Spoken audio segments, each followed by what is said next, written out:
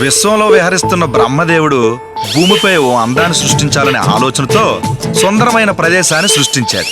దాన్ని చూసి నేను సాధించాను అని ఆనందపడుతూనే బుర్రలో మరో ఆలోచన వచ్చి నా సృష్టిని వర్ణించే తెలివైన మనిషి ఉంటే బాగుంటదని వెంటనే ఓ మగాడిని సృష్టించాడు.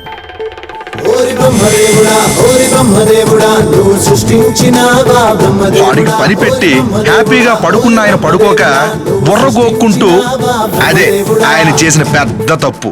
మరో అందాన్ని సృష్టిస్తున్నానని తెగ మురిసిపోతూ బొమ్మ గీసిన మన సృష్టికర్తకి మెల్లిగా అర్థమైంది తన సృష్టించింది అందాన్ని కాదు ఆడదాన్ని అని. అప్పుడు మొదలైంది ఆడదాని చేతిలో మగాడి హింస. ఎందుకలా బాధపడుతున్నావు? ఈ చేతుల్ని ఏం చేయను, ఇవి నా ఆరో ప్రాణం. కొంచెం సపోర్ట్ చేయి, నా పని అయిపోతుంది.